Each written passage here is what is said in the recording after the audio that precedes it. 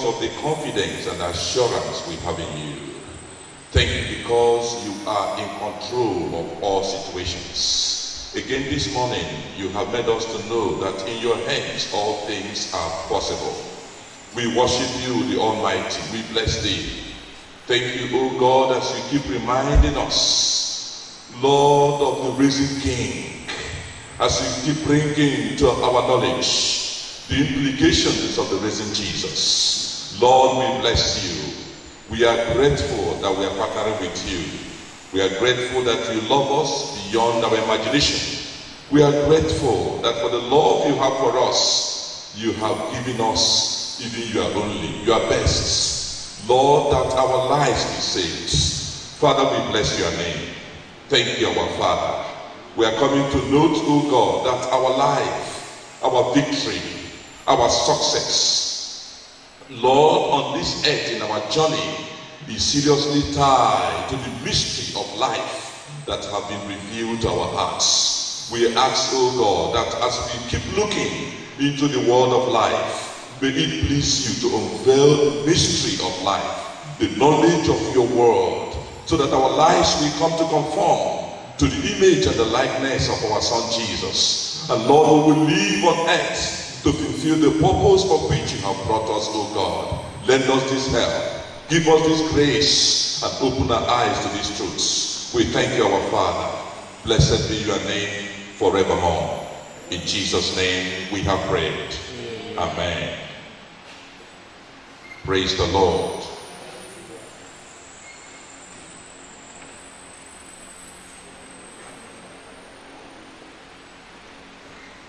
It's very likely that I don't know the time I have to spend. Can I let me know, because I see that everything is done short. Praise God. I was trying to inquire whether this meeting will hold because of the things that are surrounding us. I hope you do take time to pray, particularly to pray for the country and to pray for the entire world. Okay. Because one of the cardinal reasons for gathering is to warm ourselves and to speak to the heavens concerning what we are in today. The entire world is panicking. So let's bring out the space, please, in our meetings to be talking to God. When we do that jointly, it has much effect that God will hear us. This morning we are to look at Arise, Shine. The topic is Arise and Shine, but I want to call it Arise, Shine. Am I correct? Okay, I want to call it Arise, Shine. The matter is that the translations I've used to look at this passage puts it that way. And in the English structure also, the understanding I have here is that as you are rising, you are shining. You do not arise and take another decision to shine. No, you have not arisen. The moment you arise, the expectation is that you are shining. The purpose for your arising is to shine. If you have not arisen, you cannot shine. So the world, the two of them, ought to be going together. Now our space is short, but you see, let's look at Isaiah 60. Isaiah 60. Please, 5 minutes to the time, let me know. I wouldn't want to shoot. Isaiah 60. Are you there? I'm reading from New King James Version. Arise, shine, for your light has come, and the glory of the Lord is risen upon you. For behold, the darkness shall cover the earth, and deep darkness the people.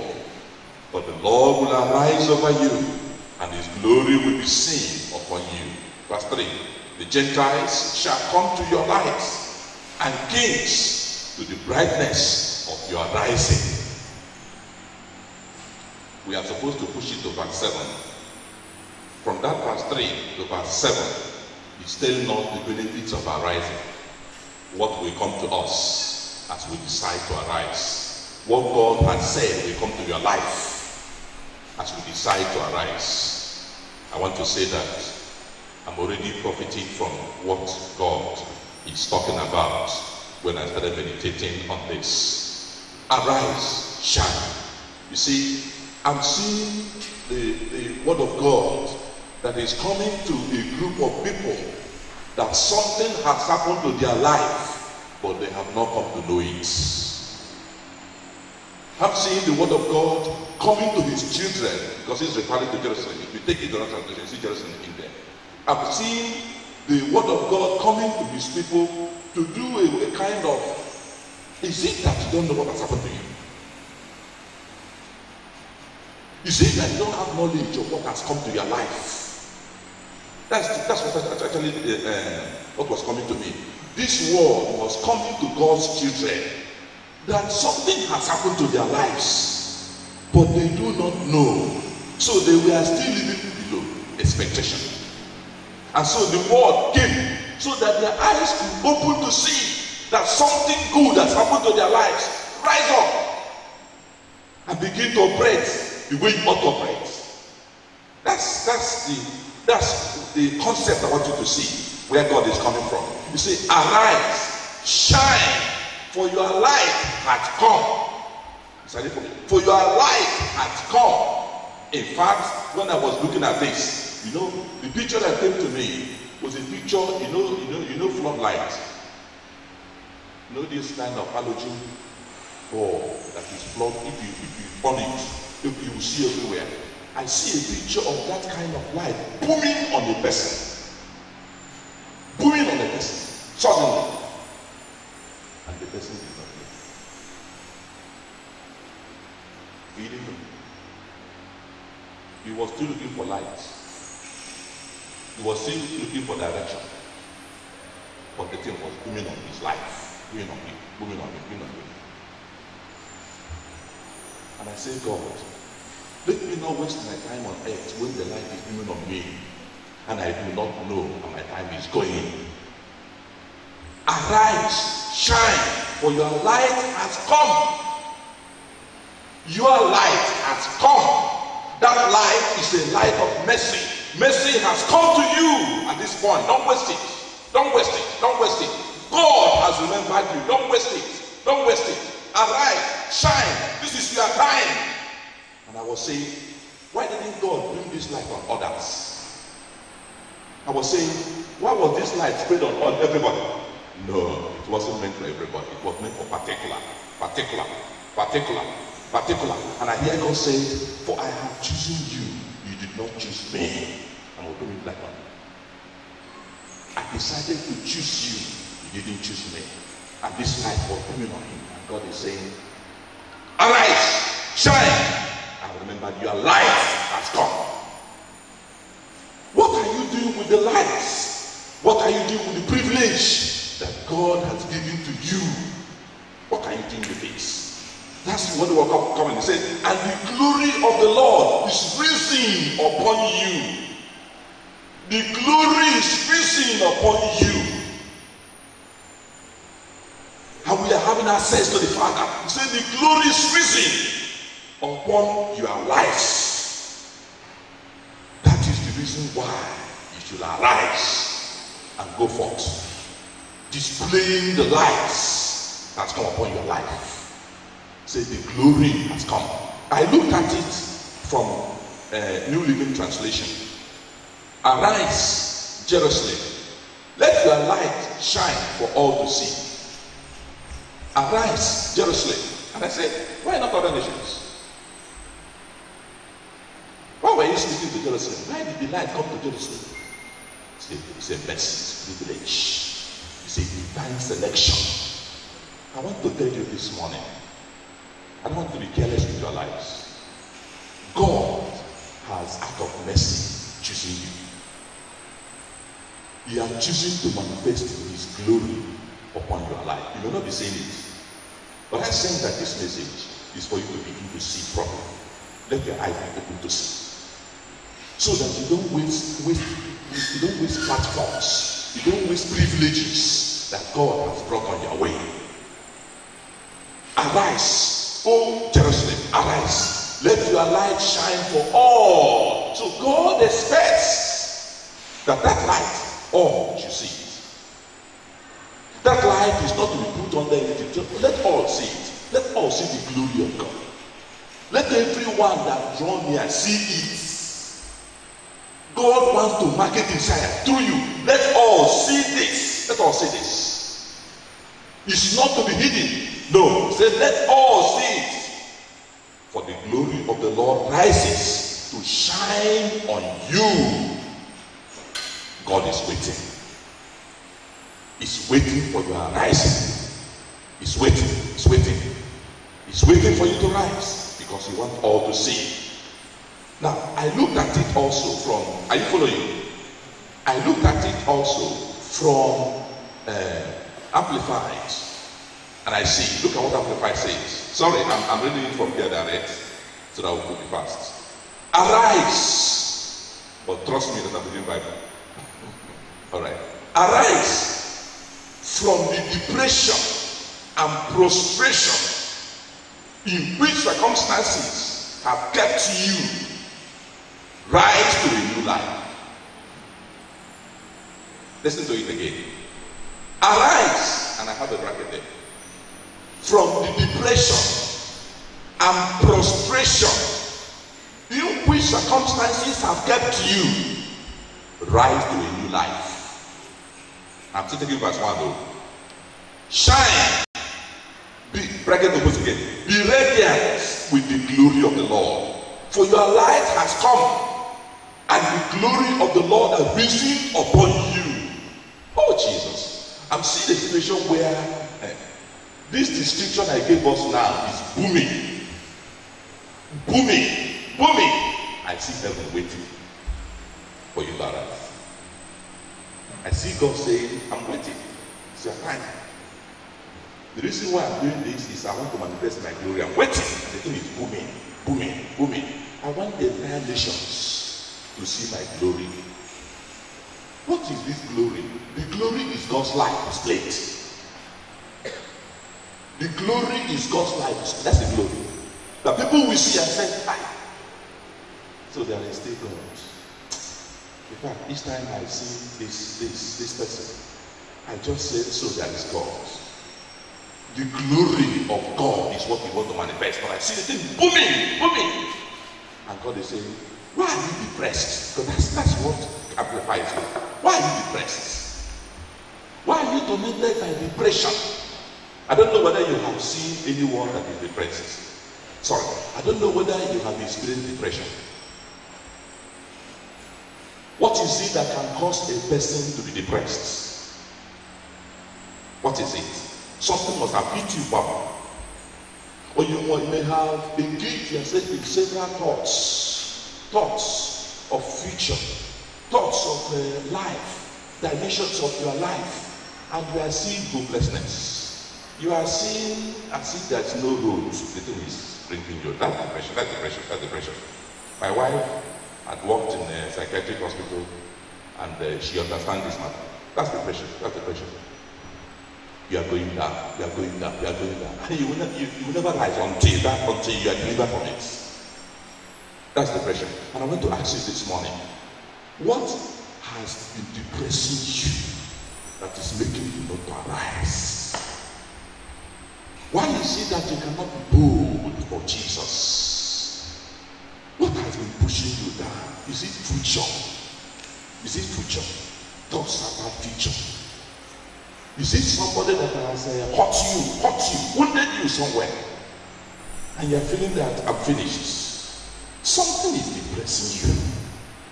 You are looking for a job. What are you looking for? Something is depressing you. And God is saying, why have you allowed this matter to pull you down? You have settled into depression. A person that is depressed cannot pray properly. I don't know whether you know that. You will get into praying and you will struggle to say something. Your mouth will be very thick to open. Why? What am I talking about? What good thing is happening to me? That's a depressed level. He's feeling down, but his thoughts is flying here and there, flying here and there. He gets up with, Father, help me today, Jesus' name, amen. He walks out. He cannot pray because there's no trust. Look at the story that our sister was trying to share with us. You see, Peter was actually in a very tight corner. If you are looking for what could cause depression to a person, was that situation that not cause depression on him? That situation he found himself, it was enough. It was completely enough. Why? He knew that the next day his own has finished. And the man that is speaking to the man you play with, can't play with that, not the man you play with, is waiting for that next day. But look at what happened to him. Look at what he was doing. What was he doing? The man was sleeping.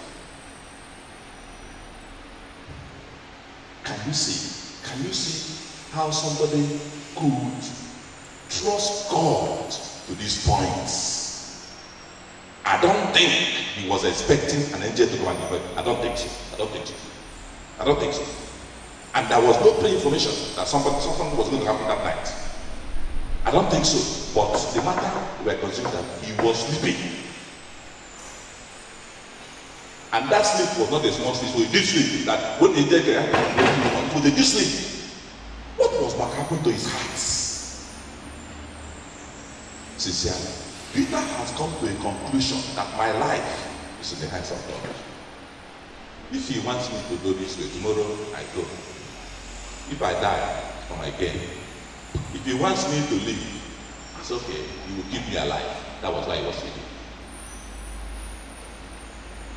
Lord, give us this kind of heart. So see, when that passage came, I say, Lord, this is the kind of heart I need. That is above depression. No matter what happens. Because Peter's case was the peak. Death was already approaching. And the Lord is saying, arise from the depression. Arise. Get out.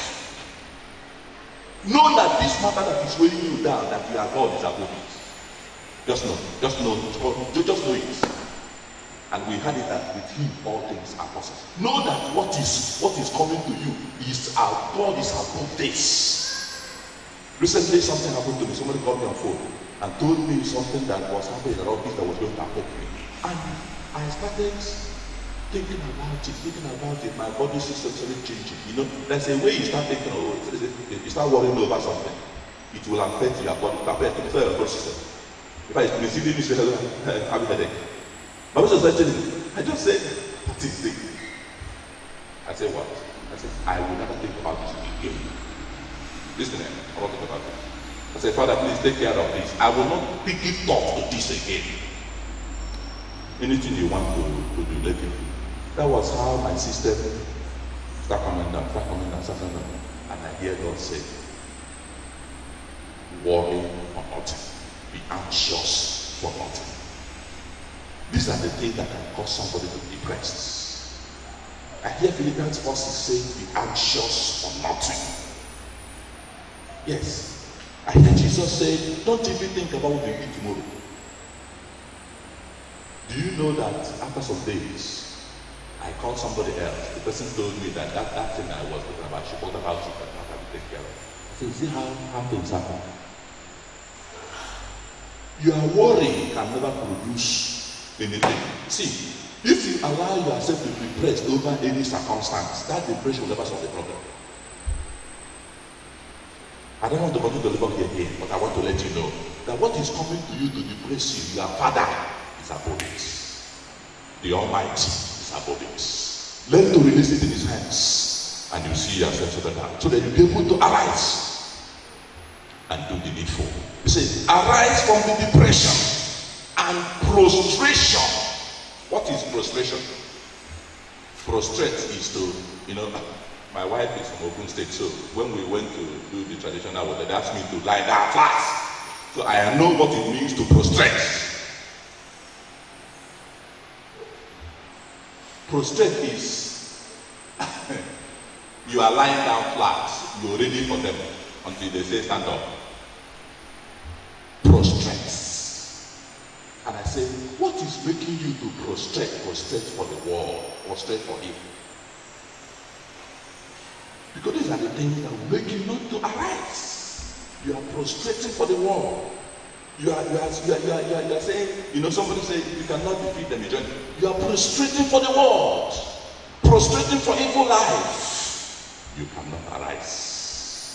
What are the things that are making you to prostrate? Why don't you stand up for Jesus? Why don't you say, no, I will not prostrate? Because the gimmick of darkness, the enemy's strategy is for you to prostrate for him.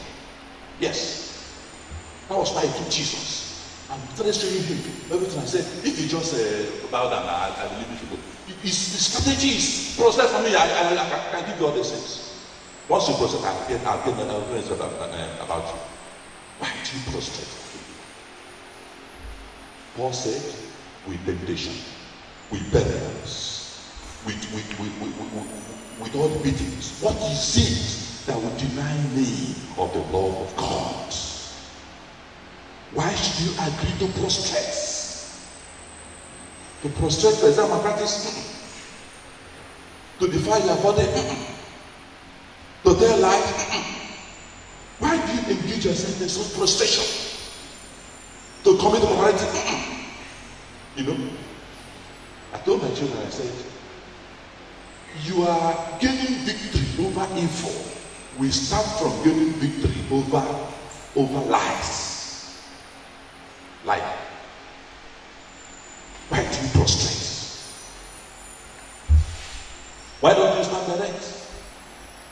That was what the Hebrew children did in the land of Babylon. They refused to prostrate. They refused. They refused to prostrate. And there was pressure. I want to let you know that is pressure. Pressure on your life. Each stage of life you get to. You may not say, I'm a student. So any stage of life you are, there's enough pressure at that stage. And that pressure is to cause you to prostrate. That's it. The mission of the enemy is for you to prostrate.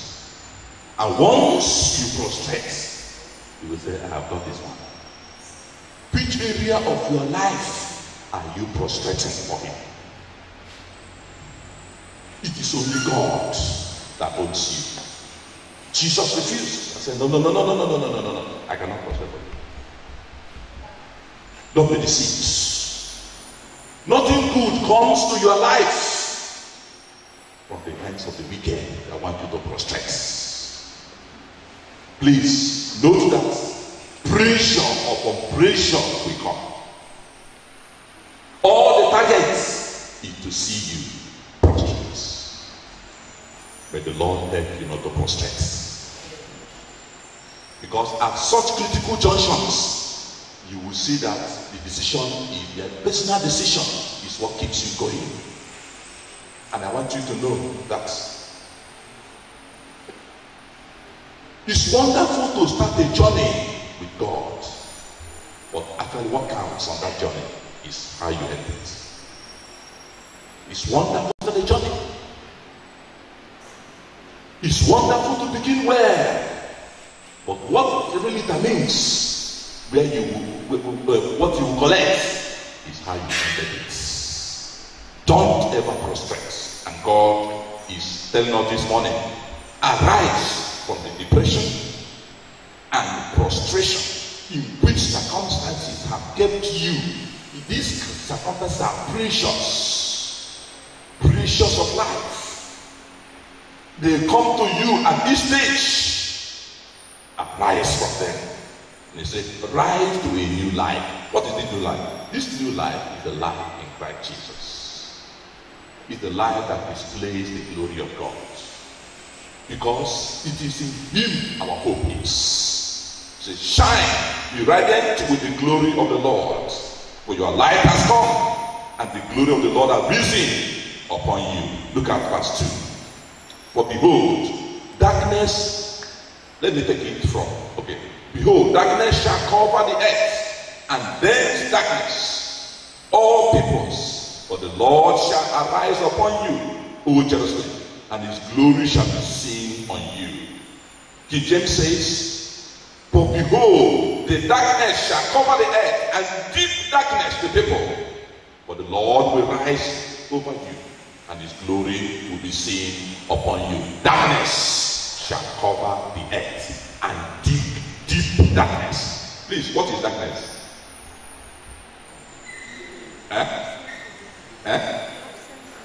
Absence of light. Okay, thank you. Much more, I want you to know that this darkness is a lifestyle. It's a lifestyle. We know that it's absence of light you don't see, but particularly it is a lifestyle that is pushing to populate the earth. And this word is saying, darkness shall take over the earth, shall populate the earth. And he said, thick darkness. Old people say thick darkness. This new people say dense darkness, deep darkness.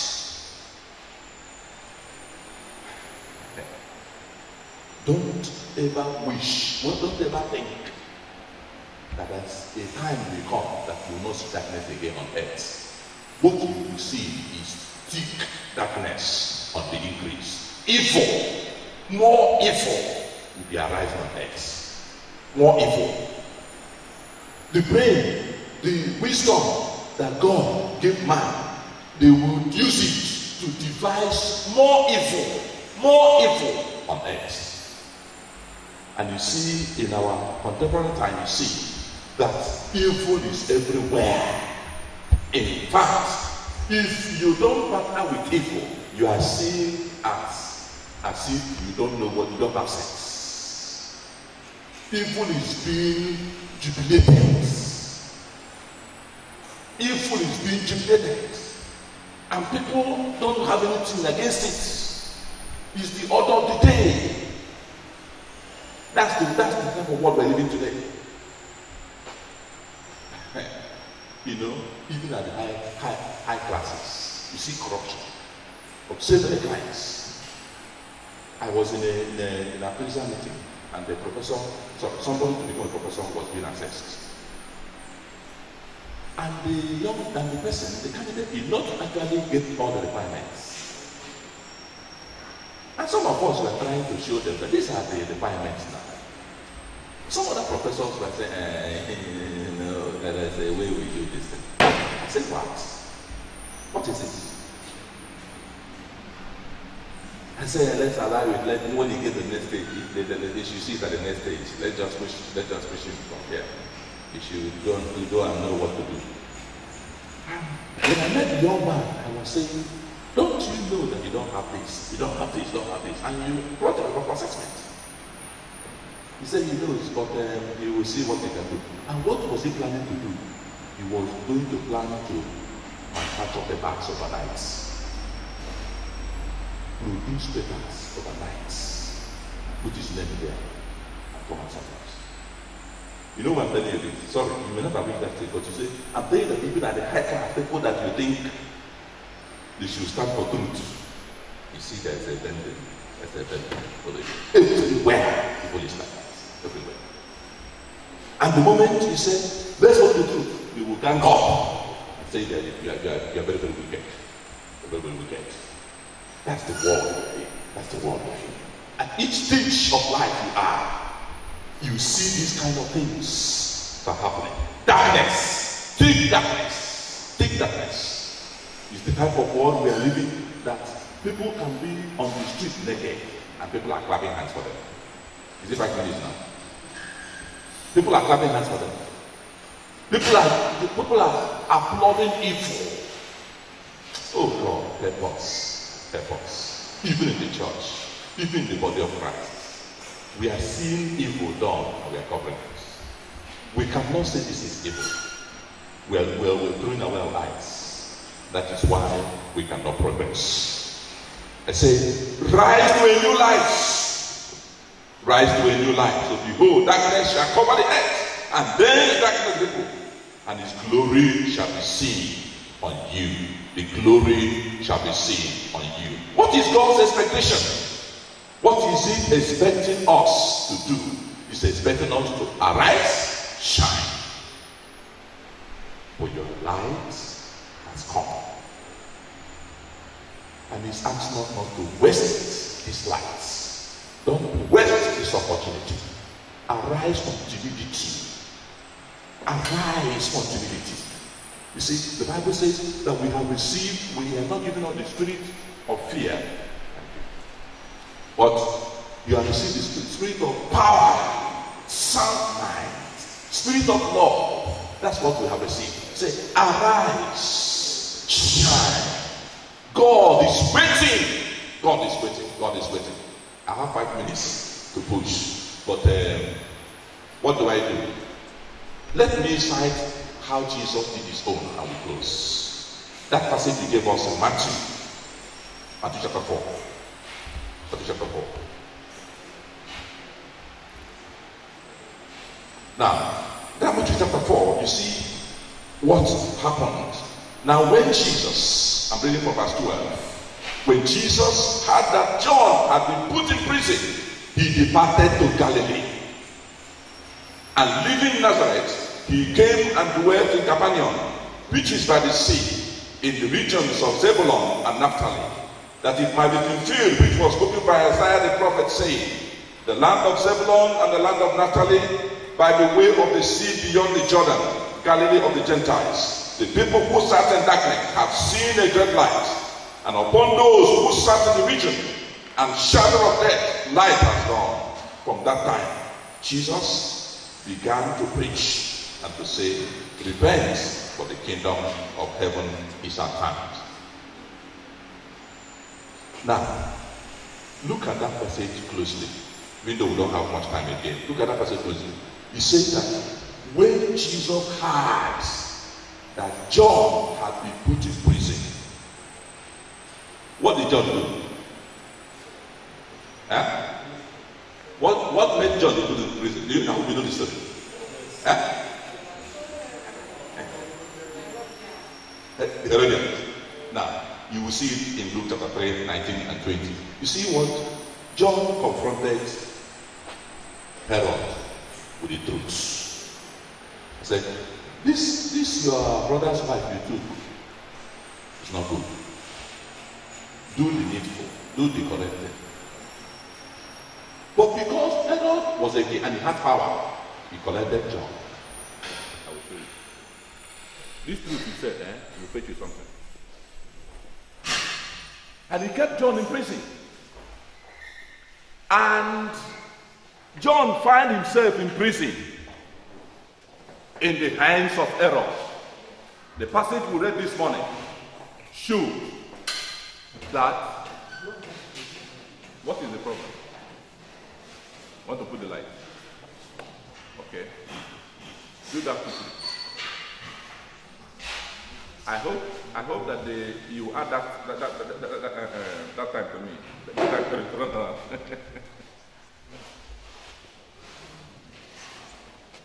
But can we go on? I will soon round up. Please, let's go on. Let's go on. You can even leave the light. Let me increase what I'm saying. Let's go on. Now, you see that I'm talking about darkness. I'm looking at verse 2 of Isaiah 60. This is what I just told now. I'm looking at verse 2 of Isaiah 60, where God was telling us that, behold, darkness has come. Thick darkness all over the earth. And I'm seeing that darkness in John's case. Yes. I want you to see the darkness in John's case. John was telling them, John said, you are coming to me. Yes. You are coming to me, claiming that you are repentant. Produce the fruit. Show me the fruit of repentance. Bring it here. Bring it here. Show that you are repentant for evil works. And when he met Herod, he said, this thing you are doing, you see, it's not common. The Christians we have today don't stand for the truth. John came to the man and said, this is evil, it's not good. And he went his way. But can you see darkness now? Darkness is raging. Why did you tell all the truth? What did you put it about? I'll show you. That darkness. Darkness is of increase. When John was held down, who protested? What John told Herod was not the truth. Didn't people know that that was the truth? How many persons stood up and said, no, release the man. He said the truth. Release the man. How many persons said that? How many persons partnered with John? But John was taken to prison alone. John was dying alone. No one seen God and said, kill me, put me in prison with John. He said the truth. And all of them knew the truth. That is the darkness. Anywhere, and you see, the weapon of God is truth. Anywhere you stand to declare the truth, darkness want to kill you. And God is saying, arise, shine. I'm booming this light on you. It's your time, shine. I have conquered death. I hope you know that today we are remembering that Jesus has risen. Is it not true? He has risen from the grave. Death cannot hold him. You see, I told somebody, I said, the summary of my Christianity is that Jesus rose from the grave. If you did that from the grave, I don't know what to say, I'm telling you. He rose from the grave. Above powers and principalities. And I rose with him. I'm operating above. You can't do me anything. He said, if God is for us, who can be against us? That's what we read this morning. He rose. John had that understanding. When he was put in the prison, he was still alone. And it was the will of God for him to get it. You know, we need to see the other version of it. You know, we read the story of Peter that was delivered from the prison. That's wonderful. But the other version also, it could also be the will of God for you to be healed. Please, let's look at this. Let's look at this. And it's the glory of God that was being displayed. John has finished his ministry. And that was how God wanted to tidy up and leave the earth. You see that darkness is on the increase. So it's not the issue of today. Darkness is on the increase. Thick darkness populated the earth. Who will stand up for the truth? Who will stand up for Jesus? But that was what happened. And when it happened, Jesus stood up. And the next verse, in verse 17, he began to preach. From that point, that time, Jesus began to preach and to say, repent, for the kingdom of heaven is at hand. It is when darkness is increasing that heaven expects you to shine more and more. It was when John was beheaded that Jesus started bringing, shining more and more. Preaching the gospel. Preaching the gospel. Making himself known by the whole world. Let them know that they need to repent. This light that has come on you, what are you using it to do? What are you using this light? Because the Bible says the light has risen upon you. And I'm asking this morning, what are you using this light to do? Where did you collect the spirit of intimidation? Timidity. Spirit of fear. Who told you that death has victory over your life? Who told you? Who told you? Who told you? Why are you living like this? Why are you prostrating for evil? Why? What is the use of the light in booming on you that God has permitted, that you are selected, and this light is booming on your life? What are you doing with it? Why can't you stand up for the truth? Why can't you stand out and behave as if you're alone? And I want to tell you, you're not alone. The truth is that you're never alone. It will look as if you're alone in the sin, but you are not alone. Why is this light not shining forth? Why are people not giving thanks to God for the glory of God manifesting in your life, manifesting in your workplace, manifesting in your family, and people are seeing the glory of God manifesting, seeing Christ's life. I told you that the glory is Christ's life. The Christ life is being lived. People are seeing it standing. People are seeing it and saying, hi, thank God. Oh, thank God, that's a life here. Oh, thank God, that's something that's doing us good. Oh, thank God, something that's able to accommodate us, that's able to sacrifice for others to have comfort. That's the glory of God being made manifest. That is the shining. The gospel preached. Anywhere you step in, you declare your identity. Why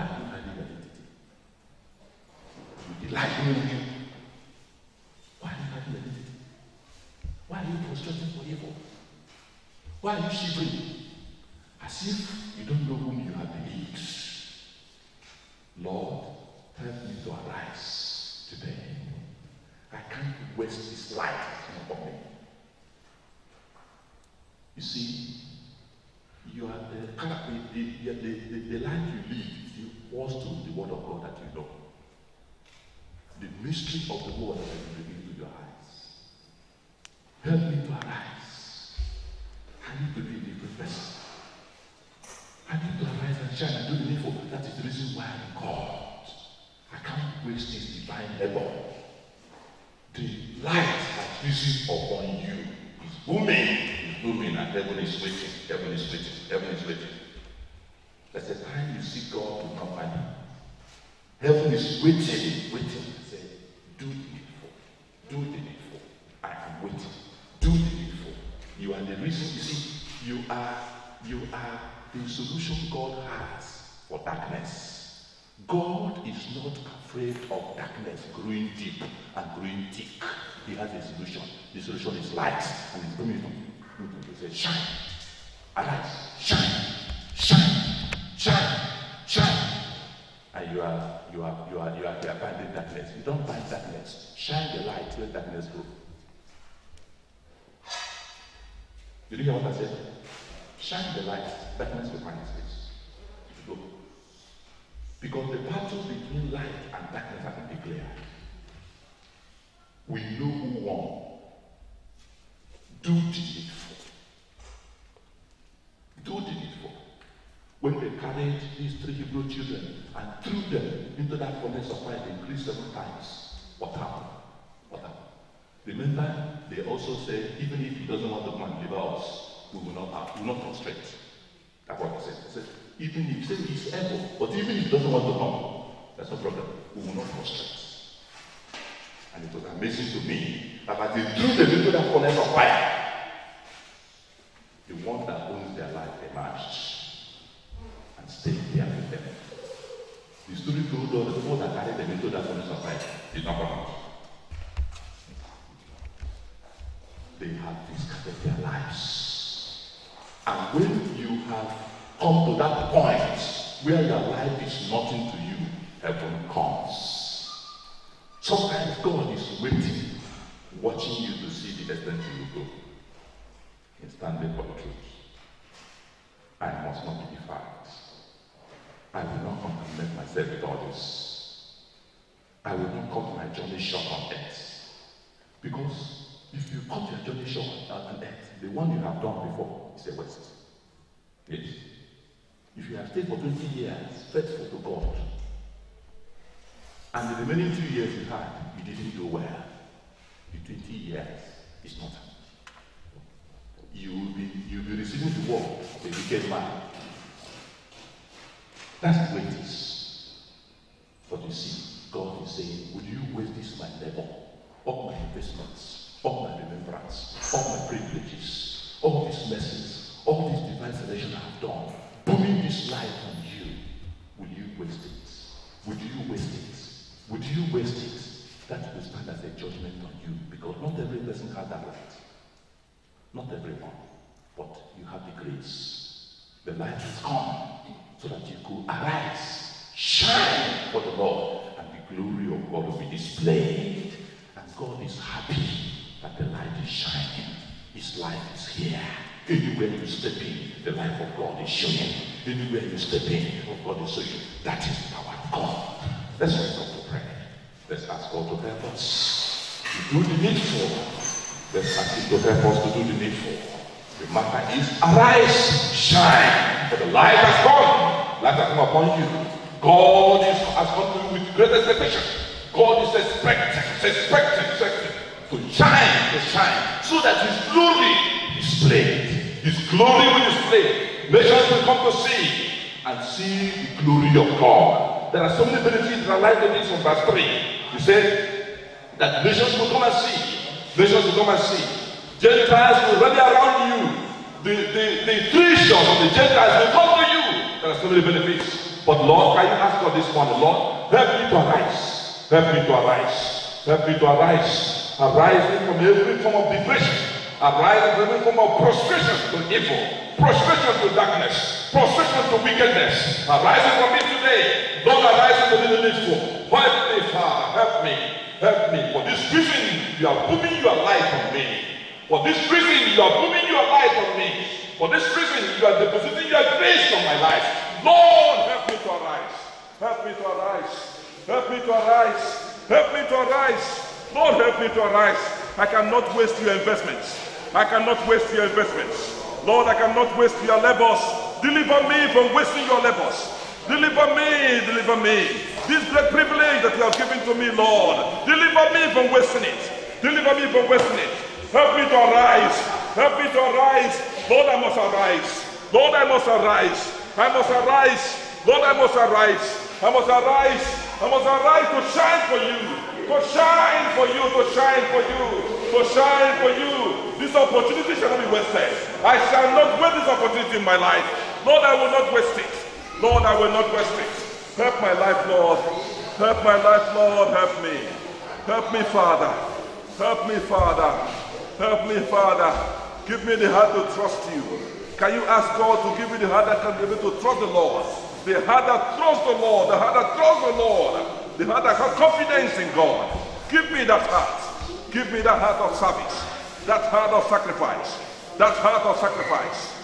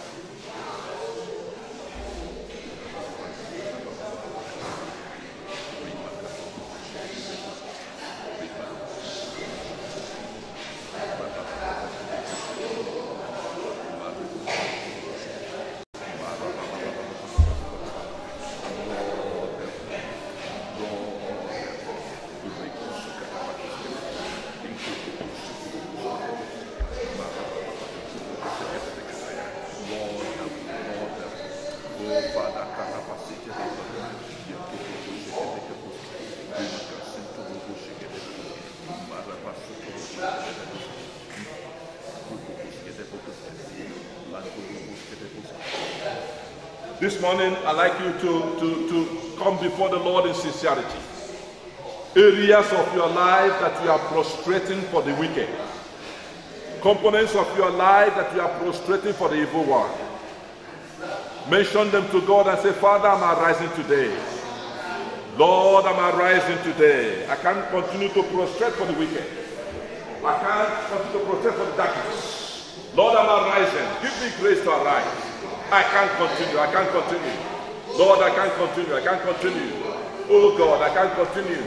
You have given me the spirit of power, the spirit of sound mind, the spirit of boldness, the spirit of love, not the spirit of fear. Lord, help me. Help my life. Help me to stand for the truth and to declare the gospel of Jesus.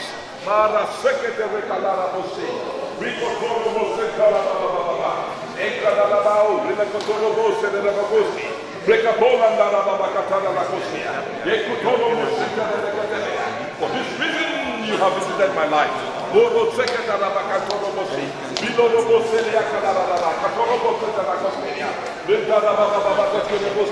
Lord, I shall not waste this light. I shall not waste this privilege. I shall not waste this privilege.